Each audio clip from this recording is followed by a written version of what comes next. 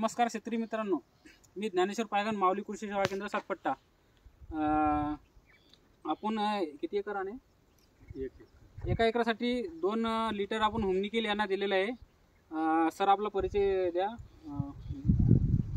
मी सांगू माझा. तुमचा कंपनी का आपला? मी माधव सारंग, स्वयं इंटरनॅशनल ॲग्रो नाशिक. आमच्या कंपनीने जीवाणुयुक्त एक हुमनिकिल बनवलेलं आहे. ते एक जीवाणू असल्यामुळे थोडंसं उशिरा का होईना पण चांगल्या पद्धतीने रिझल्ट देतो, पण वेळ लागतो थोडासा त्याला. एक आपण जैविक पद्धतीने रिझल्ट म्हणजे थोडा उशिरा देतो, पण म्हणजे नंतर कधी हुमनी तयार होणार नाही याच्यामध्ये. एकदा का ते जीवाणू तयार झाले 4-5 दिवसानंतर, तर जवळपास ते जर तुम्ही फर्टिलायझर चांगल्या पद्धतीने कमी प्रमाणात वापरलं तर महिना-2 महिन्याच्या वर ते जीवाणू जमिनीमध्ये शिल्लक राहतात. सरांची प्रोसेस कधी राहील? म्हणजे आपण आता हुमनिकिल यांना दिली बरोबर, तर हे डायरेक्ट देऊ शकतात का कसं मिक्स करून देऊ शकतात? डायरेक्ट दिलं तरी खूप चांगलं आहे, पण त्याला मल्टिप्लाय करून दिलं तर आणखीन चांगलं. म्हणजे तुम्ही दूध, ताक किंवा ताक, गुळ आणि चुनपीठ याच्यात 24 तास ठेवलं 200 लिटर पाण्यामध्ये हे टाकून, तर याचे जीवाणू जे आहेत याच्यापेक्षा जास्त मल्टिप्लाय होतील आणि जमिनीमध्ये चांगल्या प्रकारे ते आणखीन जातील. बरोबर. चिखली येथील प्रगतशील शेतकरी खोरणे साहेब यांनी हुमनिकिल सोडलेले. आपण त्यांच्याबद्दल आपण विचारू की बा तुम्हाला रिझल्ट कसा वाटला? 4 दिवस सोडून याला झालेले आहेत.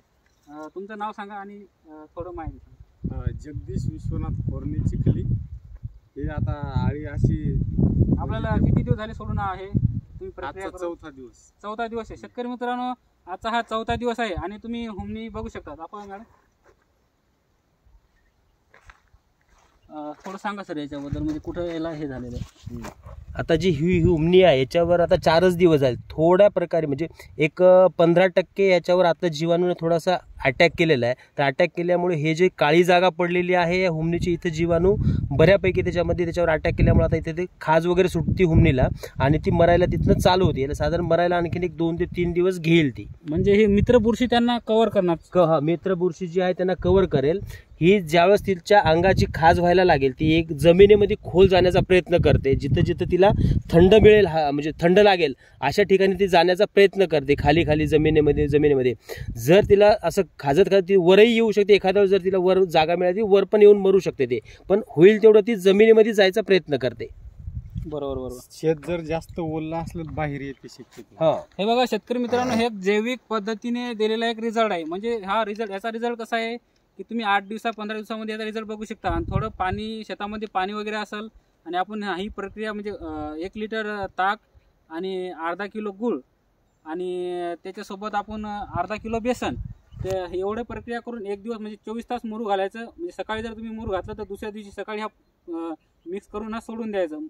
तर त्याच्यामध्ये मल्टिप्लाय जीवाणू होतात. म्हणजे तुमचे 1 कोटी असतील तर 2 कोटी जीवाणू होऊन याची संपूर्ण प्रक्रिया होत राहील. आणि याचा रिझल्ट म्हणजे कसं की तुम्ही केमिकल जर वापरले तर त्याच्यामध्ये तुमचं असं नुकसान होते की केमिकल वापरल्यामुळे तुमच्या मुळ्या काळ्या पडतात आणि मुळ्या काळ्या पडल्यामुळं तुमची जी हळद आहे ती एकदम अशी ठप्प होऊन जाईल. म्हणजे तुमचं अर्ध नुकसान त्याच्यामध्येच होऊन जाईल. याच्या म्हणजे नुकसान काहीच होत नाही आणि तुमचं जे बेड आहे एकदम भुसभुशीत बेड आहे. असा जर पाय दिला तुम्ही तर पूर्ण बेडमध्ये फसणार पाय. आणि तुम्ही जर समजा केमिकल सोडलं तर ते एकदम कडक राहून म्हणजे नुकसान